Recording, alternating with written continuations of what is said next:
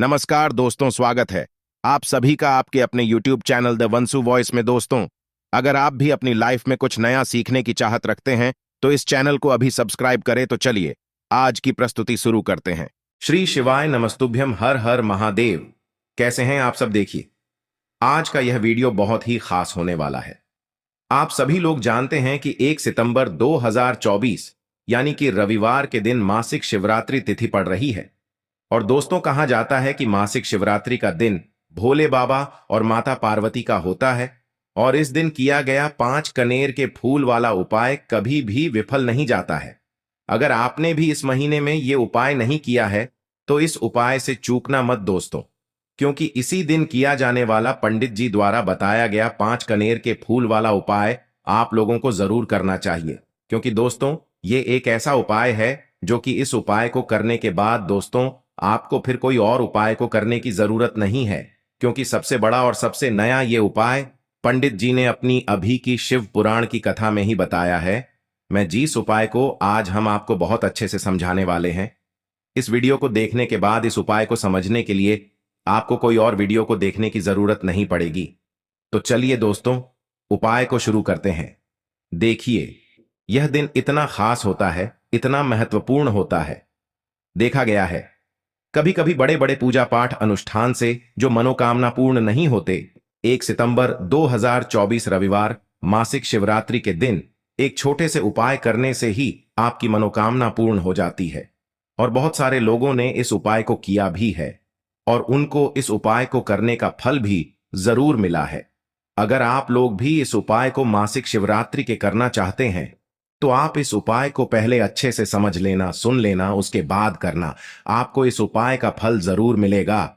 और इस उपाय को कर लेने से आपके घर में चाहे किसी भी प्रकार की दुख और समस्या क्यों ना चल रही हो, चाहे आपको उसका कारण भी नहीं पता है कि भाई यह समस्या किस कारण से चल रही है, उसका कुछ भी कारण हो सकता है, जैसे पितर दोष हो सकता है या किसी भी तरह का मंगल दोष भी हो सकता है, और भी बहुत तरह के दोष होते हैं, कुछ भी हो सकता है। पर आपको इस उपाय को करने के लिए आपको अपने दोष को पता लगाने की भी जरूरत नहीं है।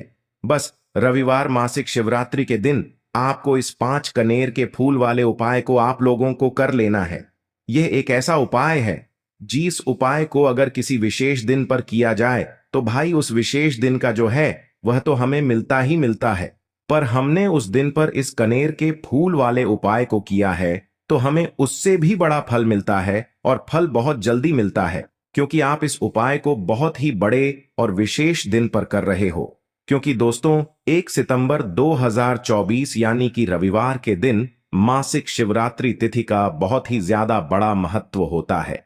इसीलिए दोस्तों, आज की इस वीडियो में हम आप लोगों को 5 कनेर के फूल वाला उपाय समझाएंगे, जिस उपाय को करने से अगर आपकी किसी भी प्रकार की मनोकामना है, किसी भी प्रकार की परेशानी है, सबसे ज्यादा समस्याएं आपके जीवन में ही हैं। अगर आपको धन प्राप्ति नहीं हो पा रहा है, रुपए पैसे की आपके घर में लगातार दिक्कत परेशानियां चलती चली आ रही है, आपका व्यापार, आपकी नौकरी अगर अच्छे से नहीं चल रहे हैं, जिसकी वजह से घर में लगातार आर्थिक समस्याएं बनी रहती हैं, घर का कोई ना कोई सदस्य अगर बीमार रहता है, आपस में एक दूसरे से लड़ाई झगड़ा होता रहता है, किसी की अगर बनती नहीं है, तो पूज्य गुरु जी ने कहा है कि जब आपके जीवन में ऐसी परिस्थितियां आ जाएं कि आप एक एक रुपए खर्च करने से पहले कई कई बार सोचने लगे हो, आपको धन प्राप्ति अगर नहीं हो पा रहा हो, तो आपको सिर्फ और सिर्फ 5 कनेर के फूल से एक ऐसा विशेष उपाय करना है जो आपकी इन सारी समस्याओं को सिर्फ 7 दिन के अंदर ही समाप्त कर देगा। तो चलिए जानते हैं इन विशेष उपायों के बारे में।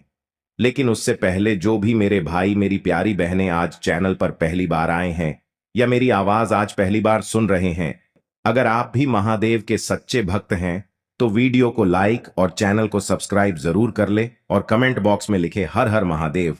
अब दोस्तों, इस कनेर के फूल वाले उपाय को हमें करना कहां पर है? देखो, इस उपाय को हमें घर पर ही करना है। बहुत सारे लोग प्रश्न करते हैं हर एक उपाय को करते समय, क्या हम इस उपाय को घर पर या मंदिर में कर सकते हैं? देखो, तो इस वाले उपाय को आप मंदिर पर करोगे तो अच्छा रहेगा, घर में नहीं करना है इस वाले उपाय को। उसके बाद में दोस्तों, जो अगला प्रश्न निकल कर आता है वो यह आता है इस उपाय को लेकर कि आखिर इस उपाय को हमें किस समय करना है, सुबह के समय करना है कि शाम के समय करना है। तो देखो, इस वाले उपाय को आप लोग सुबह के समय भी कर सकते हो और शाम के समय प्रदोष काल में भी कर सकते हो। अब अगर आप पूछो कि भाई साहब सबसे उत्तम समय कौन सा रहेगा इस 5 कनेर के फूल वाले उपाय को करने का, तो हम आपसे बस यही कहेंगे कि इस उपाय को आप शाम के समय करेंगे तो ज्यादा बेहतर होगा, क्योंकि शिवरात्रि के दिन है और इस दिन प्रदोष काल के बहुत महत्व होता है। बाकी अगर सुबह के समय भी करेंगे तो भी अच्छा होगा, उसमें कोई भी दिक्कत वाली बात नहीं है। तो अब दोस्तों, जो अगली सबसे बड़ी और महत्वपूर्ण बात आती है वो ये आती है कि सुबह अगर हम उपाय को करेंगे तो हमें कितने बजे से लेकर कितने बजे तक के बीच में करना है, और शाम के समय प्रदोष काल में करेंगे तो हमें कितने बजे से लेकर कितने बजे के बीच में करना है। तो देखो, सुबह जितनी जल्दी हो सके आप उपाय को करने की कोशिश करना। बाकी अगर किसी कारणवश लेट भी हो जाओ, थोड़ी देर भी हो जाए, तो 10 या 11 बजे तक भी आप उपाय कर लेना, पर 12 बजे से ज्यादा देरी ना हो। ठीक है, इस बात का ध्यान रखना। उसके बाद में दोस्तों, अगर शाम के समय प्रदोष काल की बात करें, प्रदोष काल का जो समय है होता है वो शाम के 6 बजे से शुरू हो जाता है। मतलब शाम के 6 बजे से लेकर 7 बजे के बीच का जो समय होता है, ये समय प्रदोष काल का समय होता है।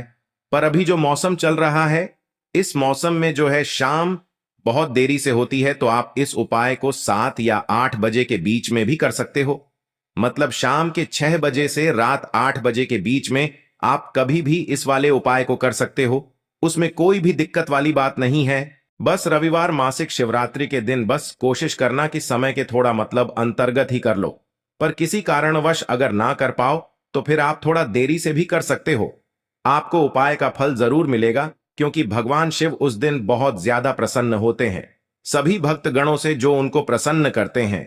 तो अब हम यहां पर समझते हैं उपाय कैसे करना है। सबसे पहली चीज दोस्तों, ये जो उपाय है ये 5 कनेर के फूल वाला उपाय है। तो सीधी सी बात है, इस उपाय में हमें 5 कनेर के फूल तो लेने ही लेने पड़ेंगे। अब यहां पर एक सबसे बड़ी गलती होती है जो कि आप उपाय में करते हो और आपको पता भी नहीं लगता है, जो कि हम आपको बताते हैं। देखिए, जो आप 5 कनेर के फूल लेकर आओगे, सबसे पहले तो कनेर का फूल आप लोगों को पता होगा कि कैसा होता है। हम आपको जब भी बता देते हैं, कनेर के फूल वो होते हैं जो कि पीले कलर के होते हैं, लंबे लंबे से होते हैं। आप लोगों ने देखे भी होंगे, आप लोगों ने जो थंबनेल में फूल देखा हुआ था वही कनेर का फूल होता है। तो आप लोगों को वैसे ही 5 कनेर के फूल लेकर आने हैं। ये कनेर के फूल आप लोगों को बहुत आसानी से मिल जाते हैं, बस आपको इसका पेड़ ढूंढना होता है और बहुत सारे फूल उसमें लगे हुए होते हैं, कुछ भी कमी नहीं होती है।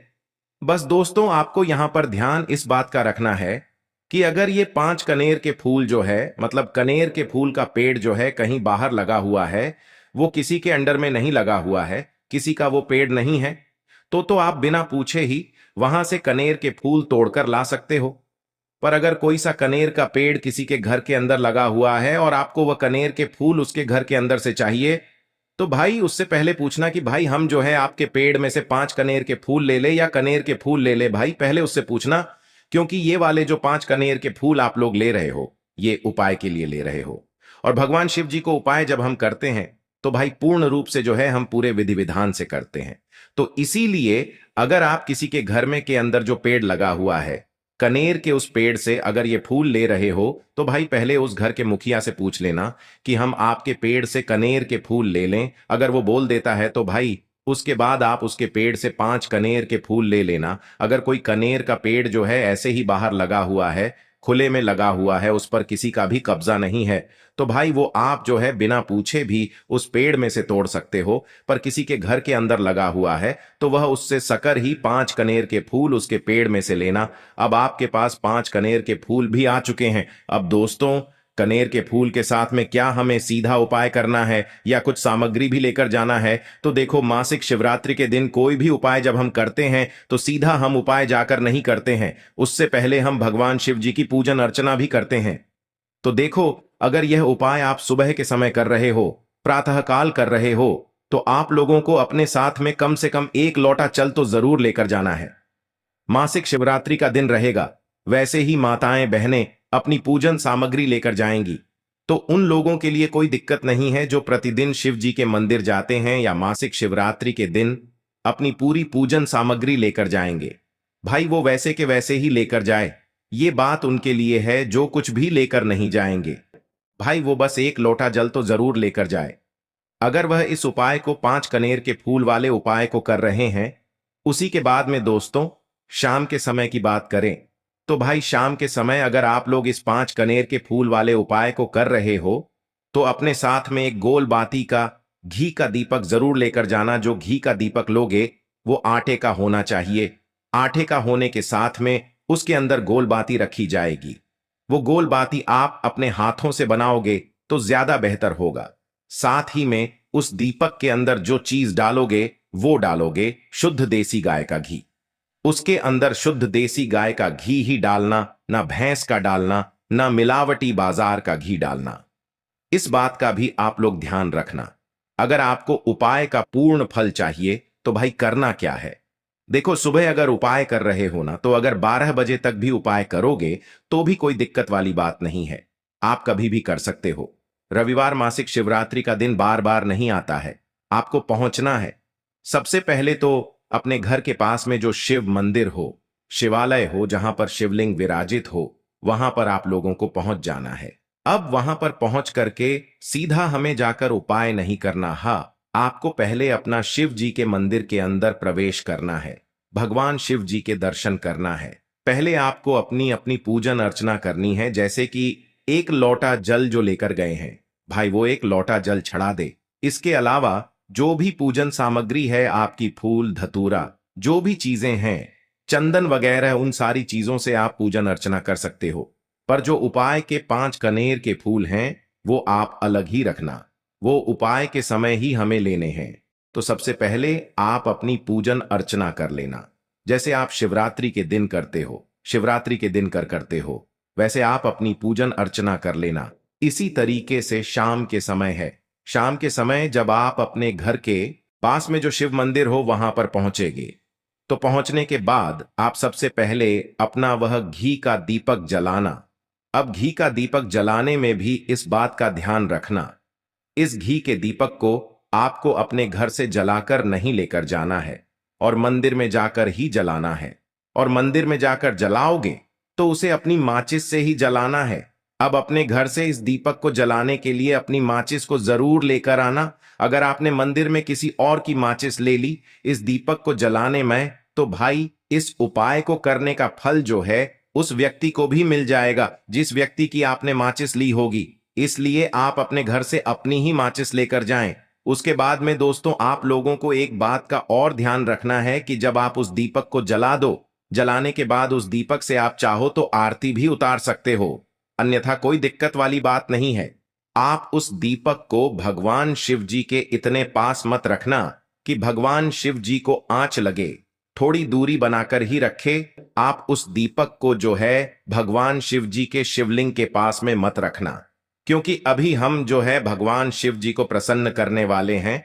तो इसीलिए जो है भगवान शिव जी को आंच ना लगे, इतनी दूरी बनाकर आप उस दीपक को रख दीजिएगा। जैसे ही आपकी पूजन अर्चना हो जाती है आप जल चढ़ा देते हैं। सुबह के समय गए तो जल चढ़ा देते हैं, पूजन अर्चना हो जाती है। फिर आप उसके बाद में भगवान शिव जी की शिवलिंग के पास में कहीं पर भी बैठ जाइए, सामने बैठ जाइए या आसपास बैठ जाइए। उसी तरीके से शाम के समय है, दीपक जैसे ही लग जाए तो भाई आप अपना उपाय को यहां पर कर सकते हैं। और उपाय को करने से पहले आप अपने वह 5 कनेर के फूल निकाल लीजिए, क्योंकि अब हम यहां पर उपाय को करने वाले हैं। उपाय को करने के लिए आप शिवलिंग के सामने भी बैठ सकते हैं, आसपास भी बैठ सकते हैं, कोई दिक्कत वाली बात नहीं है। अब हमारे पास 5 कनेर के फूल हैं, तो सीधी सी बात है कि इन 5 कनेर के फूलों को हमें 5 अलग अलग जगहों पर यहां पर चढ़ाने हैं। अब वो 5 अलग अलग जगह कौन सी है वो हम आपको बताते हैं। देखिए, अपने कनेर के फूल आप अपने सामने निकाल कर रख लीजिए। अब 5 कनेर के फूल में से सबसे पहला वाला कनेर का फूल आप लोग उठाइए और पहले वाले कनेर के फूल आपको कहां पर चढ़ाना है वो आपको चढ़ाना है भगवान शिव जी की शिवलिंग के ऊपर, जो गणेश जी वाला स्थान होता है वहां पर। अब भगवान शिव जी के शिवलिंग के ऊपर गणेश जी वाला स्थान कहां पर होता है? भगवान शिव जी की शिवलिंग होती है, शिवलिंग की जलाधारी होती है। जलाधारी का जो राइट हैंड साइड होगा, मतलब शिवलिंग की तरफ से खड़े होकर देखना कि भगवान शिव जी का सीधा हाथ कौन सा है, राइट हैंड साइड कौन सा है। उस राइट हैंड साइड पर आपको ये पहले नंबर का कनेर का फूल समर्पित करना है, और जो फूल का खिला हुआ भाग होगा ना, वो शिवलिंग की तरफ करके ही आप लोग जो है इस पहले नंबर के फूल को भगवान गणेश जी वाले स्थान पर समर्पित करना, जलाधारी के राइट हैंड साइड पर। अब दोस्तों निकाल लेना अपना दूसरे नंबर का कनेर का फूल। अब दूसरे नंबर के कनेर के फूल को आपको कहां पर समर्पित करना है? यह आपको समर्पित करना है भगवान कार्तिकेय जी वाले स्थान पर। अब गणेश जी वाला स्थान राइट हैंड साइड पर होता है, तो कार्तिकेय जी वाला स्थान लेफ्ट हैंड साइड पे होता है, जलाधारी के ऊपर है। तो जलाधारी के ऊपर जो लेफ्ट हैंड साइड का जो हिस्सा है, वहां पर कार्तिकेय का स्थान है। तो इस दूसरे नंबर के फूल को आप वहां, मतलब वहां पर समर्पित कर देना और भगवान से प्रार्थना कर लेना, और फूल का खिला हुआ भाग शिवलिंग की तरफ ही होना चाहिए। अब बात आती है तीसरे कनेर के फूल की। तो तीसरे कनेर के फूल को भी आपको लेना है, और इस तीसरे कनेर के फूल को आपको माता अशोक सुंदरी वाले स्थान पर समर्पित करना है। अब ये माता अशोक सुंदरी का स्थान कहां पर होता है? दोस्तों ये जो स्थान होता है, ये जलाधारी के बिल्कुल बीचों बीच में होता है। आपने पहला फूल भगवान गणेश जी वाले स्थान पर चढ़ाया, दूसरा फूल कार्तिकेय जी वाले स्थान पर चढ़ाया। अब ये तीसरा फूल जो है इन दोनों फूलों के बीचों बीच चढ़ेगा, मतलब जहां पर माता अशोक सुंदरी जी का स्थान होता है। खिला हुआ भाग शिवलिंग की तरफ करके ही जो है इस तीसरे नंबर के फूल को आप समर्पित कर देना, माता अशोक सुंदरी वाले स्थान पर। अब बात आती है चौथे नंबर के फूल की। तो दोस्तों जो चौथे नंबर का फूल होगा, ये आप लोगों को कहां पर समर्पित करना है?